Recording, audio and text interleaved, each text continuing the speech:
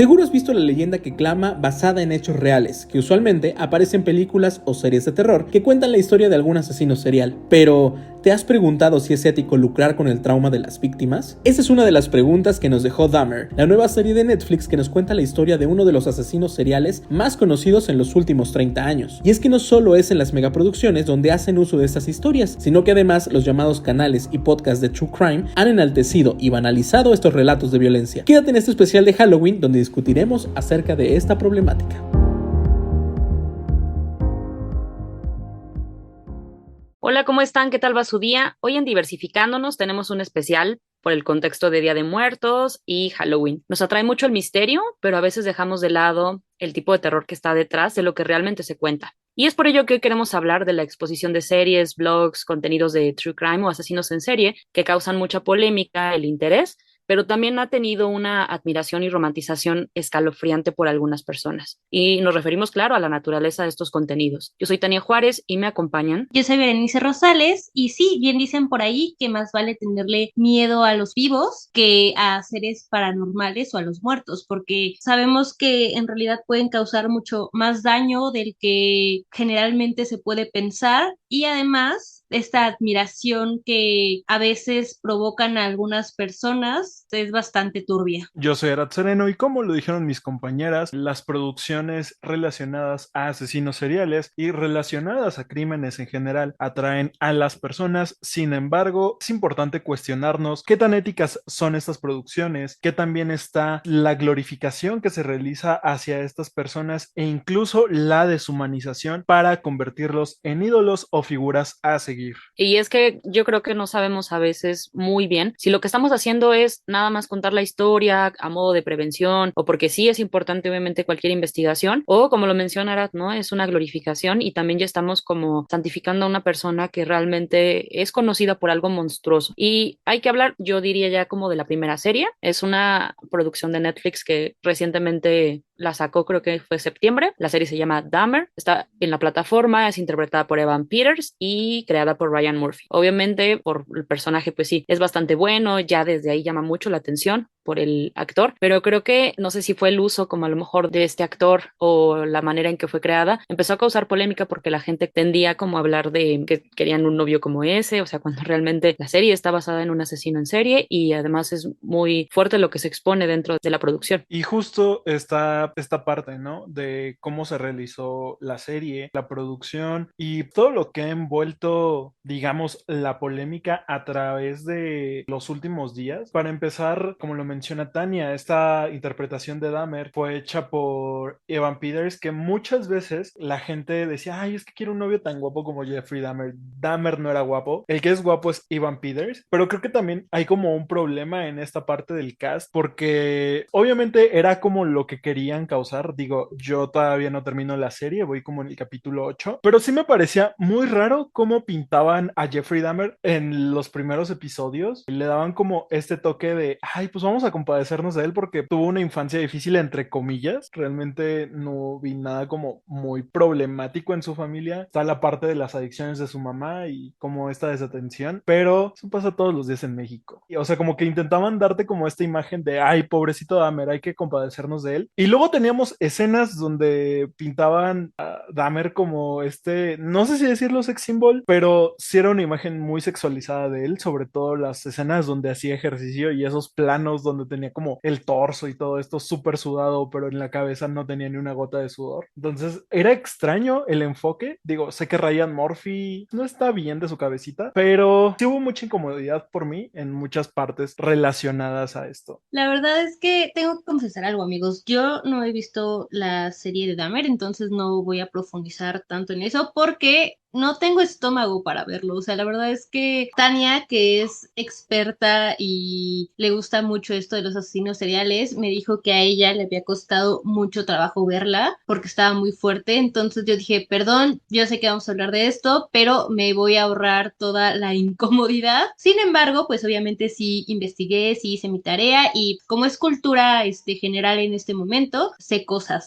Y justo leí una entrevista en la que Evan salió a pedir pedir que por favor dejaran de romantizar a Jeffrey Dahmer, porque, bueno, incluso también saben que se acerca Halloween, esto es un especial de Halloween, y muchas personas pues están considerando disfrazarse de este asesino en serie, que la verdad pues tampoco es ético, porque no es un personaje de ficción, es una persona que hizo mucho daño a otras personas y que pues no es como para celebrarse, pero tampoco para estarlo exhibiendo ni recordando. Es como cuando pasó lo del temblor y muchas personas se estaban disfrazando de terremotos o así, cuando era algo que afectó a muchas personas en su momento, ¿no? O sea, creo que es muy inconsciente y muy poco empático. Como les dice Beren, yo sí acostumbro mucho a ver cada contenido de True Crime y asesinos en serie, y así yo sé lo mal que suena esto. Sin embargo, justo vi esta serie y me costó muchísimo trabajo, pero a lo mejor no tanto porque, digo, claro, hay escenas muy fuertes, pero a lo mejor por lo mismo que he visto muchas series de ese estilo, sí puedo hacer una comparación y siento que cumple con el cometido de exponer lo que realmente es un psicópata, porque yo he visto en muchas donde a lo mejor nada más es el perfil, como lo dice Sara, o sea, tipo la compasión que se siente porque tuvo una infancia difícil, porque a lo mejor hubo una disfunción y dices cosas que pasan muy seguido, claro. De hecho, sí pasa muy seguido, nada más que hay como una línea muy delgada entre tener solo depresión o tener un trastorno psicopático. Entonces, aquí se nota como muy clara la línea en la que llegas a ese tipo de cosas. Y los primeros pasos que siempre van como en torno a cuando no cuidas a los animales, o sea, una primer vida para que lleguen ya a cometer un asesinato. Y entonces, justo lo que me incomodaba a mí es más bien cómo pasan todas estas cosas y la gente no hace nada, ¿no? O sea, creo que lejos de solo glorificar y que él es como, la verdad, muy inteligente y supo manejarse para cometer más de 10 asesinatos en un cierto tiempo y que no pasara nada, es como, o sea, él es el psicópata, pero también hay un estado y está como respaldado por policías, por a lo mejor también sus vecinos, por la familia, para que todas las acciones que sí eran demasiado claras y que pues una los ve en la serie y dices, ¿cómo no se dieron cuenta? Realmente pues así es como ocurre, ¿no? Así es como pasan estos casos que de repente un psicópata ya mató 30 y ¿dónde estaba la policía? Entonces, eso es lo incómodo de esta serie, que están pasando cosas muy fuertes y expone realmente cuál es la parte de la policía que no hace nada y que la gente también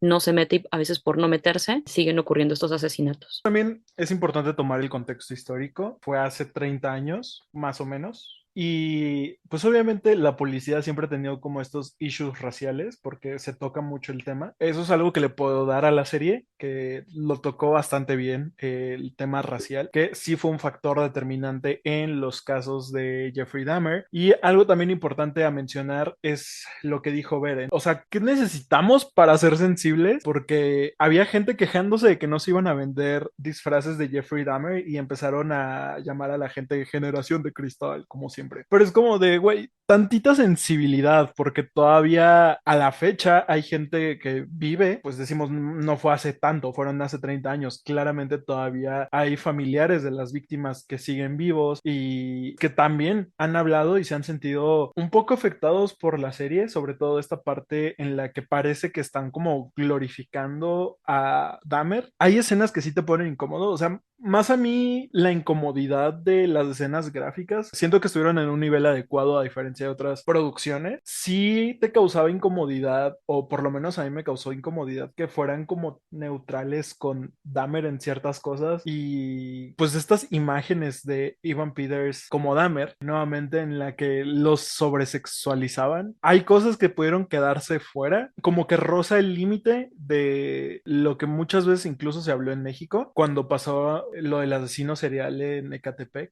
que lo empezaron a llamar el monstruo de Ecatepec, que era justamente esta parte de dejar de mitificar a los asesinos y dejar de darles estos títulos, ¿no? Yo entiendo que las producciones tienen una responsabilidad, que es no glorificar a estos asesinos o a estos personajes dañinos, ¿no? Y lo digo porque, por ejemplo, ahorita estoy viendo House of the Dragon y hay un personaje que se llama Daemon, que todo el mundo igual glorifica cuando es un feminicida y hace cosas terribles. Obviamente no voy a comparar un personaje de ficción con una persona en la vida real que hizo bastante daño, pero a lo que voy con todo esto es que creo que también nosotros como audiencia tendríamos que ser críticos, decir, hasta dónde, no porque estén glorificando a un personaje o a una persona que en la vida real hizo mucho daño, seguir ese juego, ¿sabes? O sea, ser críticos y decir, ¿sabes qué? Jeffrey Dahmer fue un asesino en serie y no tendría por qué querer disfrazarme o por qué querer tener un novio que mató a muchas personas. Entonces, creo que también como espectador deberíamos de ser críticos y no simplemente dejarnos llevar por eso, porque al final de cuentas, obviamente las producciones lo que quieren es vender y quieren causar morbo. Y digo, no debería ser así, no es ético, pero lo hacen por eso, porque quieren ganar dinero. Pero entonces, ¿en dónde queda nuestro criterio, nuestra inteligencia, nuestro razonamiento y nuestra empatía? Sí, a mí me pareció algo diferente, tal vez porque me pegó mucho ver justo cómo afectan a la comunidad. O sea, es muy claro, como dices, la época, el contexto. Ahorita, por ejemplo, en México hablamos de que ya en todo el estado matrimonio igualitario y entonces hay avance, como podríamos decir, un avance en derechos. La época es distinta, pero no deja de existir un poco todavía la discriminación y cosas que hemos también hablado ya en estos programas, ¿no? Digo, sí, es otro contexto, pero devela mucho del por qué hay ineficiencias en el estado. Estamos hablando de Estados Unidos, pero a mí me suena mucho a México, ¿no? Y me vinieron como a la mente muchos casos y muchas cosas que siguen ocurriendo acá en 2022 y que tienen los mismos componentes. Estas personas actúan con impunidad, pero obviamente no tenía tanta inteligencia ni la manera de manipular estos casos. O sea, realmente justo hubo una vecina que ella escuchaba todo, que estuvo hablándole a la policía, ya fue muy insistente y la policía la tomó de a loca, ¿no? Como que buscara terapia u otra cosa porque la señora a lo mejor estaba exagerando con los ruidos cuando ella realmente estaba escuchando cada asesinato y prácticamente fue un testigo por vivir al lado de Jeffrey Dahmer. Entonces, aquí hay una cosa como una ineficacia con la policía. Luego, recuerdo mucho que hubo un caso que fue una primera acusación por abuso sexual a menores, llega a tener como el juicio y en el juicio el juez decide que, claro, es una interpretación que hacen en la serie, pero es muy similar a lo que realmente hubiera ocurrido, ¿no? Que es como, ok,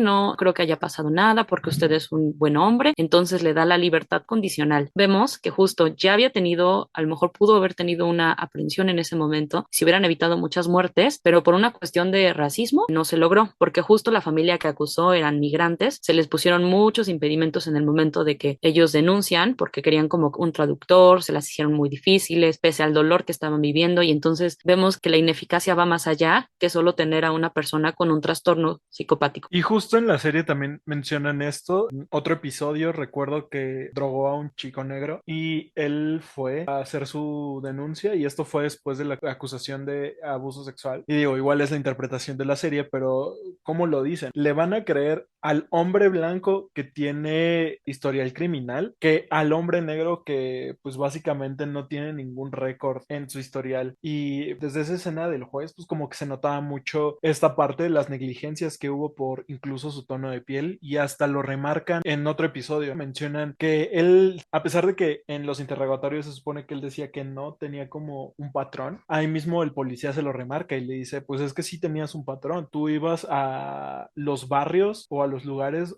que frecuentaban hombres negros, morenos y de otras razas, porque sabía que la policía no iba a hacer tanto escándalo si uno de estos hombres desaparecía. Y fue algo que remarcaron como muchísimo en la serie, incluso desde la parte donde él vive en un edificio de personas afrodescendientes. Exacto, creo que desde ahí, por eso yo les digo, creo que fue muy adecuada en cómo lo expone y entiendo que volver a hacer que la familia, que los sobrevivientes o a lo mejor los familiares de las víctimas revivan esto a través de una serie, que porque pues sí, claro, muchas personas están como emocionadas o muy interesadas con esta historia y es muy complejo el entender que o bien lo exponemos o dejamos este caso en paz porque también es un respeto hacia los familiares, pero sí da el clavo a lo que pasa. Dices, a lo mejor y es un enfermo mental, pero entonces, ¿de qué manera si elige? Porque sí fue muy sabio, ¿no? En decidir a una comunidad de la cual no le van a hacer caso y poder actuar impunemente. Entonces, vemos también que en muchos asesinos es muy claro, ¿no? A ellos en otros casos no se les llaman a lo mejor feminicidas seriales, en México, por ejemplo, pero la mayoría es como, ah, mató 30 mujeres, es un feminicida. Y tienen como las mismas claves, justo quién sería una víctima. En esta serie, por ejemplo, lo que me gusta y por eso lo considero muy adecuado es que sí encuentras muy bien cómo él las elige. Personas que van a ser de la comunidad homosexual, que en ese tiempo, como lo comentábamos, pues era más difícil denunciar. Hay un caso también que se hizo también en una cinta de John Wayne Gacy. Él también era homosexual y a todas sus víctimas mencionaban los sobrevivientes que no pudieron denunciar y justo no pudieron frenar el caso a tiempo porque cuando llegaban a la policía desestimaban los casos por pertenecer a la comunidad. Entonces había como un poquito de miedo a que hubiera una discriminación y que ellos sufrieran una revictimización después de lo que habían vivido y aunque hubieran sobrevivido ante un asesino. Y entonces los casos se quedaron sin testificar y muchos de ellos quedaron de manera impune. Se representa y ese caso que es muy conocido. Entonces vemos que eso de las víctimas es muy claro, no es nada más que tengan el trastorno mental, sino que también saben bastante bien a quién llegar. Es como un tema de discusión y esta parte de cómo contar estas historias sin caer en revictimización, sin caer en glorificación sobre todo, y cómo hacerlo de una forma ética y que no afecte a los sobrevivientes. Recuerdo que hace unos días, antes de grabar este episodio, salió como un comunicado de Lionel Dahmer, el papá de Jeffrey Dahmer, en el cual expone que él nunca fue consultado sobre la producción de la serie para justo que contaran esta historia, y él habla de esta banalización que básicamente Netflix hizo, y creo que no ha sido la única persona. Realmente hay bastantes personas que se han quejado en contra de las interpretaciones que se hicieron por parte de la producción de Netflix, incluso que estas historias se hicieran sin consultarlos a ellos. Incluso por ahí había un artículo, me parece que es en el New York Times, sobre las familias y los amigos de estas víctimas, pues hablando justo del problema que para ellos es que se haga una superproducción con historias que ellos vivieron de cerca y que no hubo como este acercamiento hacia ellos para saber cuál hubiera sido la forma más adecuada de tocarlos. Insisto en que yo no he visto la serie, sin embargo, pues he leído todos estos artículos que mencionan mis compañeros y creo que lo que trató de hacer Netflix fue volver más profundo, entre comillas, a esta persona que en realidad termina siendo un personaje, porque, o sea, sí se está basando en la historia real, pero lo está personificando en realidad, o sea, no está haciendo como una documentalización tal cual al no consultar al otro lado, que es el de las víctimas, ¿no? O sea, solo está viéndolo desde una perspectiva, lo cual pues obviamente no es ético y deja de lado toda esta empatía que podría ocurrir, ¿no? O sea, como que quiere abogar por una sola parte y todo esto termina haciendo que tal vez no se glorifique, pero sí que no tenga una perspectiva completa y por eso sea como tan banal. Y ese es el punto, porque vemos que sí es un buen contenido, es muy interesante y sí, para entender el tema creo que este tipo de series sí sirven. Sin embargo, por ejemplo, estaba checando, ¿no? Hay otra serie donde hablan del tanatoturismo y se ponen un fragmento donde es un periodista que se llama David Farrer, él es de Nueva Zelanda y se dedica a hacer estas actividades donde como que el fenómeno va en torno a visitar lugares o hacer tours donde ocurrieron crímenes reales o en zonas de guerra, tipo, por ejemplo, visitar Chernobyl o ir al bosque Aokigara. Entonces, entre esas aventuras, llega a Milwaukee y va con una chica que es muy fan de asesinos en serie y van al tour de Dahmer. Yo creo que desde decirlo me parece algo aberrante, ¿no? O sea, en esta parada llegan a un restaurante donde ya es temático. Tienen, por ejemplo, como playeras de Dahmer y muchos afiches, recuerdos del asesino, porque principalmente está basado en eso, no habla de las víctimas. Y entonces en el tour van como mencionando este tipo de cosas que hizo, visitan obviamente el club en el que él conocía a las víctimas, un poco como el barrio. Y recuerdo mucho que hablan de las mujeres, la mayoría de las asistentes son mujeres. Causa mucha curiosidad porque las interesadas aquí son mujeres y una de ellas dice, es que nos gustan los chicos malos, que es como una palabra o una cosa muy fuerte porque nos hace pensar en cuál es la razón del por qué a las mujeres les gustan los chicos malos. Y además, entre otros de los comentarios, otra chica decía, es que las mujeres queremos reparar todo y que tenían mucha empatía o con el carisma que tenía Dahmer y que por eso es necesario conocerlo. Eso sí causa mucho conflicto. Las mujeres tenemos complejo de ONG, pero muy independiente de eso, o sea, realmente estas mujeres que dicen que Dahmer era muy simpático y demás, no lo conocieron en persona, o sea, tienen toda esta idea que han visto o han leído, pero en general creo que es como también la representación que se le ha dado, quizá no solo Netflix, sino como toda esta romantización que las mujeres terminamos dándole y que queremos como ser empáticas y al ser empáticas conectamos de alguna manera que no es correcta, o sea,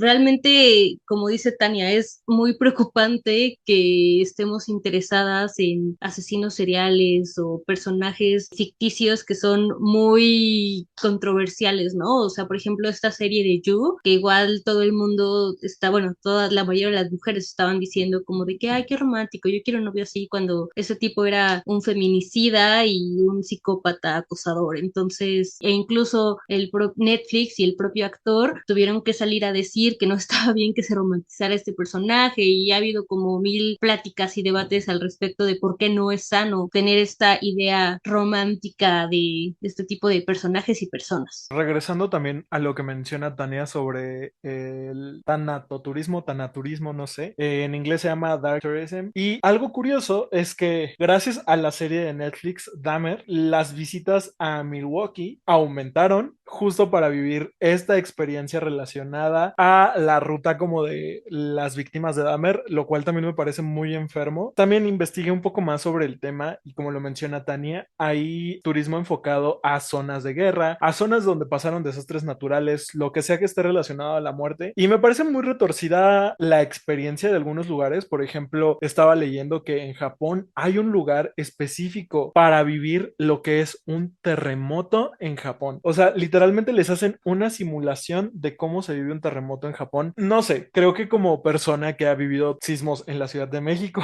no es algo que yo haría, y la verdad es que sí juzgo a la gente que toma ese tipo de experiencias porque, Dios, creo que sí es una experiencia traumática. Cualquier persona que haya vivido en la Ciudad de México en los últimos 5 años podrá decírselo. Sí, como dices, es algo traumático y obviamente si ya tienes el trauma ya no buscarás una experiencia de ese tipo, la verdad, no. Pero las personas que sí lo buscan, o sea, sí tiene como mucho que ver con, ni siquiera es como que esté esto determinado así, tipo como un trastorno, pero sí se ha estudiado y ha sido denominado como hibristofilia. Se le llama a las mujeres que se sienten atraídas sexualmente por criminales. Porque sí, así como lo escuchan, que es muy ilógico porque te fijarías en una persona que te va a hacer daño, pues sí, es muy común. Digo, están las mujeres, por supuesto, que han andado con, o sea, tipo los chicos malos, pero con mucha frecuencia muchos de estos asesinos que sí conocemos, como dicen, por glorificación, o sea, los nombres ya tipo Jeffrey Dahmer, Ted Bundy, Charles Manson, muchas mujeres, mientras ellos estuvieron en la cárcel, les escribían cartas, se casaron con algunas personas. Entonces, ante todo esto, el psicólogo y sexólogo John Money acuña este término. Este fue como en los años 50 porque desde ese tiempo se les hizo muy extraño que esto ocurriera y empiezan a buscar como la relación entre eso, ¿no? Entre qué pasa con estas mujeres y por qué se fijan en este tipo de personas. Regularmente, según esto, porque también hay otro libro que se llama Mujeres que aman a hombres que matan. Me parece que es algo así, si no ahorita les busco bien el nombre, pero este libro está escrito por una psicóloga que se llama Sheila Isenberg y ella entrevistó a 30 mujeres que padecen hibristofilia, que estuvieron casadas o fueron novias de asesinos en serie. O sea, justo el romance comenzó cuando ellos ya estaban en la cárcel. Y lo que encontró en común es que la mayoría de ellas tenían un historial muy fuerte de abusos, de relaciones violentas y por supuesto en la familia el padre o a lo mejor la historia familiar era muy fuerte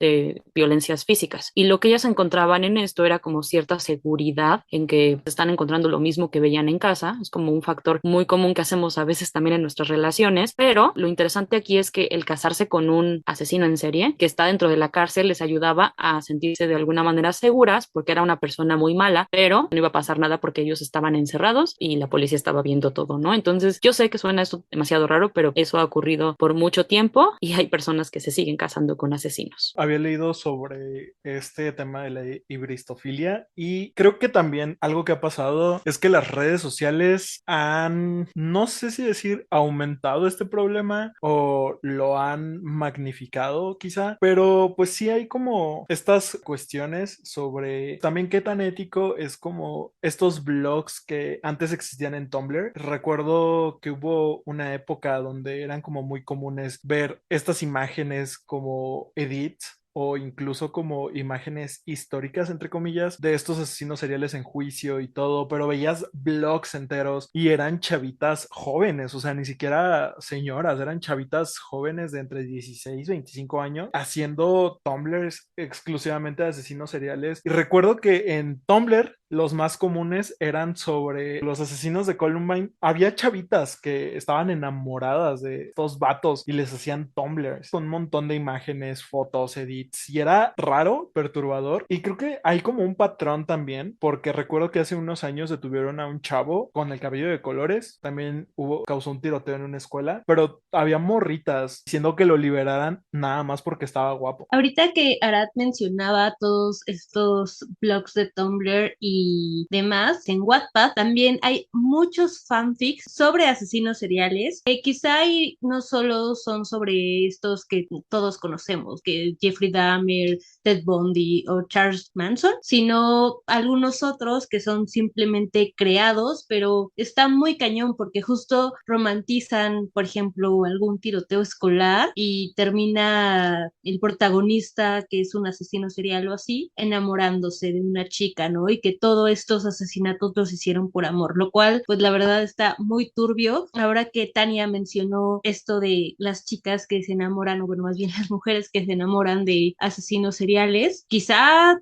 tenga que ver por ahí este tipo de fantasías. De hecho, sí, dicen que es prácticamente una fantasía. Hay diferentes tipos, ¿no? Obviamente las mujeres que por esta cuestión como de que tienen un historial a lo mejor de abusos y que sería un lugar seguro estar con una persona, pues sí, muy similar, ya sea a sus antiguas parejas o a sus padres, y entonces lo buscan. Pero también están el tipo de mujeres que por cierta fama lo buscan, es una especie de fantasía. El caso creo que fue con Charles Manson, me parece, que la chica ya tenía 26 años y ella decidió ir a visitarlo y enamorarlo. Se iban a casar y Charles Manson la rechazó cuando se enteró que ella lo único que quería era, si ella que hasta que se muriera, ella iba a conservar el cuerpo para, digamos, como hacer este tipo de tours, vender prácticamente eso. Entonces, digo, hay diferentes tipos. Están ese tipo de mujeres, obviamente, ¿no? Que el hombre malo y las que cumplen este tipo de fantasías. Estar con ellos, pero de una manera segura porque saben que en realidad, o sea, tienen a lo mejor 15 cadenas perpetuas. ¿Cuándo van a salir de la cárcel? Nunca. Pues es muy fácil involucrarse con ese tipo. Y de hecho, fíjate que me acordé en el caso de Ted Bundy, la mujer con la que vivió cuando él cometió estos crímenes, esta chica escribió un libro, ya después de que se enteró de todo, para hablar sobre su relación. Y luego ya esto fue llevado al cine, que es una película que a lo mejor ya han visto, porque le interpreta a Zac Efron, otro personaje. Ponen a un actor que es muy guapo interpretando a un asesino en serie. Por supuesto que este asesino sí tenía, digamos, estas características de ser un hombre guapo y carismático, y por ello tampoco pudo llegar a la cárcel de manera rápida, porque convencía muy bien a los jueces, pero eso fue como, a lo mejor jugó un poco en contra representar un personaje de ese tipo y a Zac Efron. Lo que pasa aquí es que él vive con una chica, ella ya había sido divorciada, y durante los crímenes que comete estuvo con ella. Entonces es interesante que ella describe esta historia después para dar a conocer lo que es vivir con un asesino, que realmente a ella la trataba pues, como una reina, la trataba súper bien, trataba muy bien a su hija, y que además menciona ella que fue muy impactante saber los crímenes que había cometido y de todo lo que era capaz, y aún así ella había dejado pues que muchas veces él cuidara a su hija. Entonces esto se expone en una película, la película Extremadamente malvado y perverso, y es interpretada por Zac Efron. En esto vemos obviamente que pues sí, es como un hombre del cual cualquiera se podría enamorar, y ahí viene la romantización, pero que además creo que ni siquiera es tanto que la película sea o busque romantizar al personaje, sino que Ted Bundy como tal, si lo vemos como un personaje, ya tenía ese carisma y toda esta fama para poder enamorar a muchas mujeres. Ella es quien denuncia a Ted Bundy porque había escuchado sobre estos crímenes y que ocurrieron muy cerca de donde ella vivía. Encontró pruebas que podrían incriminarlo y ella los lleva a la policía porque sí se dio cuenta al final de con qué tipo estaba viviendo. Entonces prácticamente es la historia de cómo es vivir con un asesino, y que sí, dentro de la historia muchas veces el asesino pues no va a tener a su víctima principal como su pareja. En este caso sabemos que Ted Bundy era una persona carismática y justo era parte de su modus operandi. Sin embargo, creo que también hay como cierta culpa en las plataformas cuando se romantiza a estos hechos, como lo que les mencionaba hace un momento. Sabemos que Dahmer no era exactamente atractivo, sin embargo, Evan Peters sí lo es. Y gran parte de estos personajes de asesinos seriales que hemos visto a lo largo del tiempo, incluso criminales en general, son interpretados por actores guapos. O sea, creo que aquí también hay como cierta culpa en las productoras porque ellos son conscientes de que le están haciendo como un lavado de cara a sus personajes. Y los están haciendo hegemónicos. Pero igual a Evan Peters se le hizo esta caracterización. A Zac Efron no tanto, porque se supone que Ted Bundy, a mí no se me hace atractivo, pero se supone que Ted Bundy sí era una persona atractiva y que cumplía como con ciertos rasgos físicos y carisma, ¿no? Entonces, igual y lo de Zac Efron puede ser justificado. E insisto, a Evan se le hizo una caracterización que igual no termina de ser completa porque pues no hay como tan igual, pero sí es culpa de las productoras obviamente, pero también debe haber criterio de nuestra parte como espectadores. Sí, obviamente, o sea, la idea sería esa, ¿no? Que cada quien tengamos una opinión, pero pues sabemos que esta sí va dirigida por mucho de lo que escuchamos, las noticias, los canales, y aquí podemos entrar a los canales de True Crime, que son quienes son los máximos exponentes de estas historias. No solo son las películas, lo vamos a ver en YouTube, ya hay, por ejemplo, creo que es Investigation Discovery, o sea, este tipo de canales. En los últimos años ha habido como un incremento en este género, sobre todo en plataformas como YouTube. True Crime pues se ha vuelto algo muy rentable, incluso vemos a muchos YouTubers pasarse de un género a otro y relatan generalmente historias sobre asesinatos, desapariciones, crímenes, y justo se llama True Crime porque son crímenes reales, que muchas veces son crímenes que pues ya pasaron, o sea, o son muy conocidos. Sin embargo, también hay ocasiones donde hablan de crímenes que están aconteciendo actualmente, investigaciones que aún siguen realizándose y en la que obviamente todavía hay víctimas existentes y familiares de estas víctimas. Entra como esta moralidad de si es prudente hablar de eso en estos momentos, porque una de las críticas más comunes que se hace al true crime es justo como la banalización de este formato, ya que vemos que generalmente son mujeres maquillándose quienes están hablando de estos hechos, mujeres y hombres que también están haciendo como estos mukbang, que es básicamente comer, mientras están platicando de esto. Entonces, no sé, si yo fuera familiar de alguna víctima, lo que menos querría sería escuchar de cómo desmembraron a mi familiar mientras una sujeta se está haciendo cat eyes o mientras un vato se está comiendo una sopita. Entonces, es por qué lo estamos banalizando y por qué estamos convirtiendo el sufrimiento ajeno en un producto comercial. Me siento culpable porque justo sigo a un TikToker. Yo no sabía, o sea, sí sabía que esto existía, pero no sabía que era eso exactamente y sabía que estaba mal. Pero justo hay un TikToker que cuenta este tipo de historias como si fuera un chisme, ¿no? Así como que empieza, no recuerdo cómo se llama este TikToker, pero empieza a relatar así como de que resulta que en esta casa y pasó esto y aquello, ¿no? Como si fuera un chisme y bla, bla, bla. Y, o sea, no me gustaba tal cual, pero sí se me hacía entretenido verlo o escucharlo. Pero justo ahorita estoy reflexionando que es muy poco ético de mi parte porque ha habido casos que pues son muy recientes o muy cercanos, ¿no? O sea, de que fueron aquí, no en mi colonia, o sea, si vivo en esa, pero no es tan peligroso, sino aquí en el Estado de México o una cosa así. Y pues uno escucha eso y quizás la forma de narrarlo puede ser entretenida, o sea, no me voy a justificar, pero siento que no es tan banal como cuando las chicas se hacen maquillajes extraños y lo están platicando de esa manera, o como dice Arad, cuando están comiendo, pero al final de cuentas sí es una banalización porque te lo está contando como si fuera un chisme, ¿no? Como si te estuviera diciendo que a tu vecina le pusieron los cuernos o que tu prima se cayó en el metro, o sea, y eso claramente no está bien. Y es que justo lo que menciona Bere, más allá de la ética que corresponde a si es apropiado que alguien te cuente así estas cosas, de hecho hay como una especie de estudio que dice que pues las personas prefieren oírlo así porque te genera cierta distancia sobre lo sucedido, pero creo que si necesitas eso para escuchar uno de estos casos, pues no deberías estarlo escuchando en primer lugar. Además, como lo menciona también Bere, muchos de estos casos son muy cercanos por ser muy recientes y por pasar en un contexto en el que estamos viviendo actualmente. Nosotros ya tuvimos un episodio hablando sobre el caso de Ana Lidia, de Devani Escobar, y esto recuerdo mucho el caso de Devani porque los canales de True Crime lo hicieron en formato de video y utilizaban estos títulos de El caso de Devani Escobar, ¿qué es lo que verdaderamente pasó? Es justo también la selección de las palabras en sus títulos, porque recuerdo que también hay muchos videos de canales de True Crime que hacen esto como de el TikToker que descuartizó a su hermana, la niña que quién sabe qué hacía videos para YouTube y se murió. Entonces es como de muchas veces son muy amarillistas y muchas veces solamente buscan como generar ese primer impacto para que tú vayas y le des clic. Claro, aparte como lo menciona Arad, hay mucha desinformación porque en estos titulares que ponían en el caso de Devani, ¿no? De lo que realmente pasó o la verdad detrás de, y pues las personas que buscaban informarse y que tal vez no lo hacían en los periódicos o en las noticias, que bueno, también hubo mucha desinformación, claro que en estos canales va a haber mucho más de eso. Y además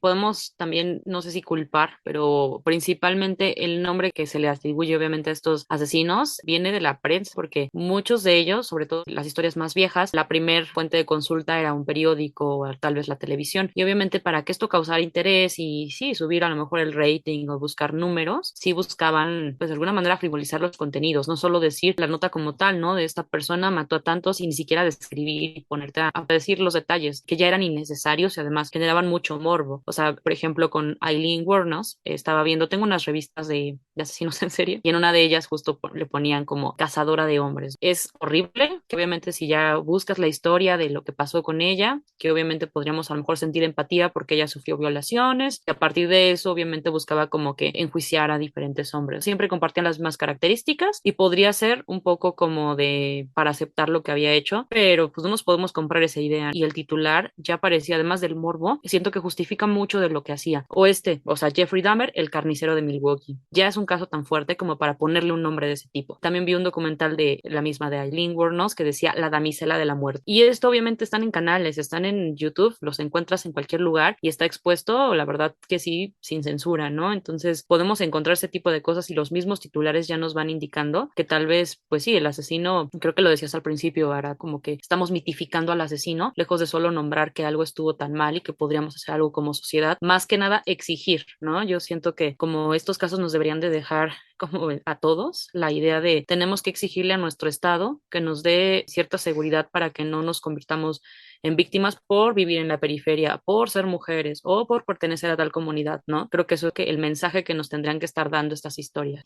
Ahorita Tania mencionó lo de los titulares y yo en algún momento de mi vida trabajé en un medio de nota roja y sí, recuerdo que mi editor todo el tiempo me decía que tenía que poner titulares en ponerle más carnita, me decía, ¿no? O sea, como hacerlos más llamativos. Y yo, en verdad, siempre me cuestionaba cómo podía hacer eso cuando estaba hablando de personas reales y de casos que eran muy cercanos y reales y no eran cosas de ficción o para llamar la atención. Entonces, eso es por un lado. Y por otro, aparte de lo que dice Tania de, pues, exigir que las autoridades que cumplan con su deber, cuidarnos para que no nos convirtamos en una víctima, en una cifra más, también hay que exigir justo a los medios de comunicación y a todas estas producciones que haya perspectiva de género, de raza y sobre todo que no se mitifique a este tipo de personas ni de personajes. O sea, que en verdad hagan el papel de hablar sobre la víctima y de tener este respeto y empatía y no solo dar como este lado de el asesino en serie o simplemente el asesino, ¿no? Ya ni siquiera el asesino en serie, solo el asesino, ¿no? Porque hay muchas veces que no son asesinos en serie que hicieron un solo asesinato y aún así se mitifica o se glorifica solo por ciertas características físicas o de comportamiento. Algo importante mencionar es que el true crime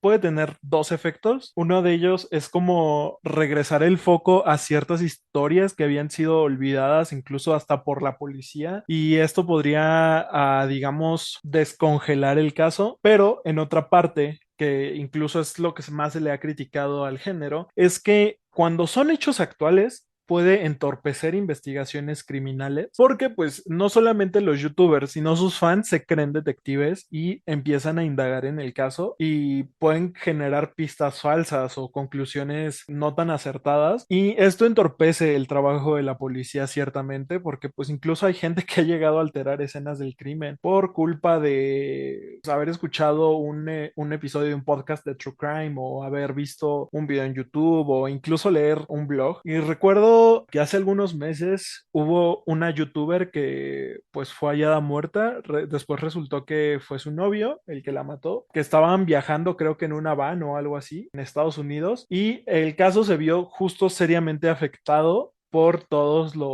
las personas que se involucraron en la investigación, que claramente no eran profesionales, sino que eran fans del true crime. Sí, de hecho, yo recuerdo un canal que de hecho sigo, debo confesarlo, ¿no? La chica expone los casos, la verdad es que sí tiene muy buena investigación, o sea, sí como que comenta o trata de tener una perspectiva muy abierta del tema, pero casi siempre mete teorías para como analizar el caso. Digo, son casos ya muy pasados, ella creo que sí no se mete como en casos actuales, pero sí no me he dado cuenta de eso, que siempre teoriza y busca como que obviamente la gente se siente influenciada, ¿no? Y se ven los comentarios, o sea, la gente que le comenta es como, no, yo me quedo con la primera teoría. En uno de esos, recuerdo, era de una niña que fue asesinada y me parece que no sabían bien si la asesinó o la mamá o el niño y ella en su teoría culpabilizaba al hermano, ¿no? Que es un niño y era un menor de edad. Entonces, sí es demasiado fuerte que nos quedemos con estas historias, que nos convenzamos de lo que nos dice alguna persona que pues no tiene el estudio criminal. O sea, a lo mejor y por entretenimiento suena interesante, pero ya quedarnos con eso y obviamente sacarlo a la luz, eso es lo preocupante y lo que sí nos lleva a lo mejor también a revictimizar y a buscar que estas historias, lejos de que nos prevengan o nos ayuden a pensar como, es que mira, los asesinos actúan en este lugar y tal, entonces hay que buscar ciertos cuidados. Creo que lo que realmente genera nada más es el morbo y el que no, pues sí, buscamos que no solucionen las cosas. Ahora que mencionabas esto de las teorías, recordé un caso que hace muchos años fue famoso, que es el asesinato de Cumbres, en donde un hombre llamado Diego Santoy asesinó a dos menores de edad que eran hermanos de su novia y en los que también se romantizó mucho a este sujeto porque era atractivo. Panda le hizo una Y canción. sí, de hecho, para que veamos hasta dónde llega esta banalización. ¿Sí fue cierto lo de Panda?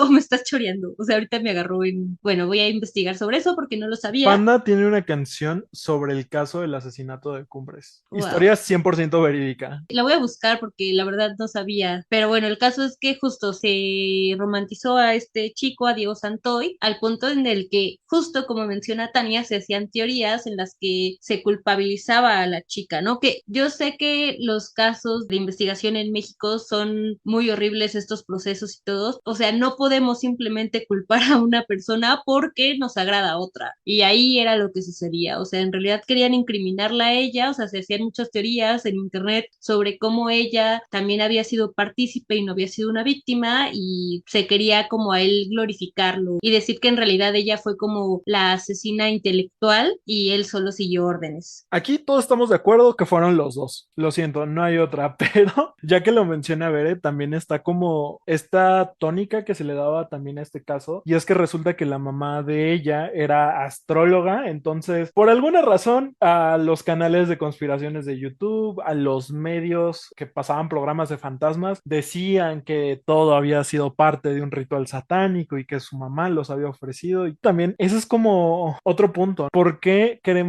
volverlo una historia de terror? O sea, ¿por qué queremos darle tintes paranormales cuando claramente sabemos que hubo un asesinato? El terror, de hecho, es bastante real. No necesitamos añadirle ese tipo de cosas. ¿Qué es lo que pasaba en lo del tanatoturismo? En el tour de Dahmer, en una de las cosas que hicieron fue como llegan, me parece que al club, y dos chicas intentan como contactar a Dahmer, ¿no? Entonces, lo que da como miedo, o más bien yo creo que es una aberración, es que, y lo menciona el periodista, ¿cómo pueden hacer esto y no les preocupa que con las víctimas, ¿no? O los familiares de las víctimas, en honor a ellas, ¿qué onda? ¿Por qué están intentando revivir o contactar al asesino? O sea, es algo muy fuerte y que la gente lo hace, o sea, lo van a encontrar en YouTube, ¿no? Hay muchos videos donde la gente está, pues sí hay tarot, ¿no? Interactivo y lo que sea. También hay gente intentando contactar a ciertos seres sobrenaturales, obviamente asesinos, y buscar respuestas de qué. Digo, no somos investigadores, eso ya es demasiado. Creo que todo esto que mencionan tiene mucho que ver con lo que dijo Arate en algún momento del programa, ¿no? Que es como el alejarse, el hacer esto más como una historia de terror y no como un caso real, es el alejarse de estos casos porque, como lo mencioné al principio, hay que tenerle más miedo a los vivos que a los muertos y al final de cuentas, pues si tú consideras que esto es una historia de terror y no es algo real que puede suceder, te alejas un poco de esa realidad. Esa es mi teoría. Y otra cosa que quería mencionarles es que yo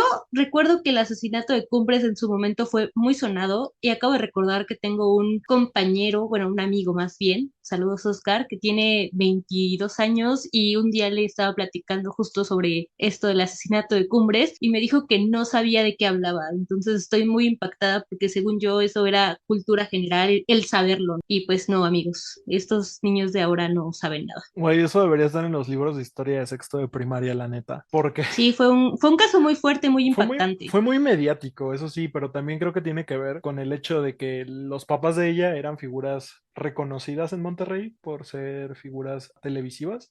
Como lo mencionamos, su mamá leía las cartas como en televisión abierta. Pero regresando a lo que quería decir, justo lo que recalca Bere es lo que mencioné al principio, ¿no? Si tienes que generar distancia ante un caso, probablemente no deberías estar viéndolo. O sea, si tienes que tener como esto para generar la distancia. Yo por eso no veo nada sobre asesinos seriales, porque sé que no tengo estómago ni corazón para ver eso. No es que no tengamos corazón, Berenice, aclaro, pero sí te entiendo que obviamente es un contenido muy fuerte y que también llega a generar ciertos miedos. A mí me pasó eso con lo de Dahmer, la verdad es que pasando, sí, yo creo que no pasé ni del primer capítulo y soñé horrible, o sea, sí tuve como cosas ahí derivadas de haber visto esa serie, ¿no? Y yo les quiero recomendar una película que también me parece muy interesante. Esta película fue dirigida por Patty Jenkins, se llama Monster y es interpretada por Charlize Theron, basada en la asesina en serie Aileen Wuornos. La historia, la verdad es que yo creo que cumple con esta parte de no glorificar. Esa es mi opinión. Por supuesto, ustedes nos dirán si sí va o no va, pero yo lo digo porque he visto muchos documentales donde creo que el documental busca más la compasión, ¿no? O sea, vi uno donde a lo mejor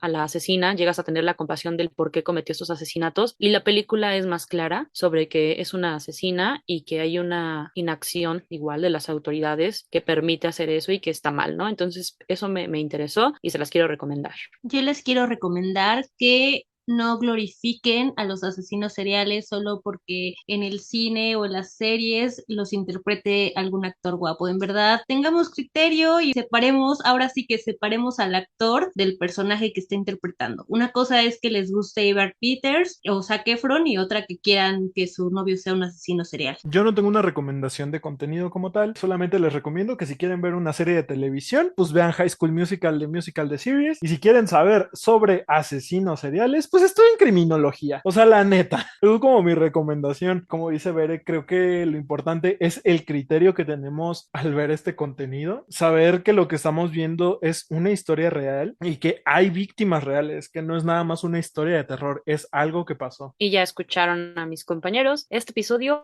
ha terminado. Agradecemos que se hayan unido a nuestra conversación. Recuerden seguirnos en redes sociales. A nosotros nos encuentran como @tupodcastdiver_bajo y en Spotify, YouTube, Google Podcast como Diversificándonos Podcast. A mí me encuentran como Tania Juárez Mora. Yo soy Berenice Rosales y me encuentran en Twitter como Berenice con Z. Yo soy Arat Sereno y a mí me encuentran en todas las redes sociales como My Life as Arat. Todas las redes sociales son Twitter, Instagram y TikTok. Hasta la próxima.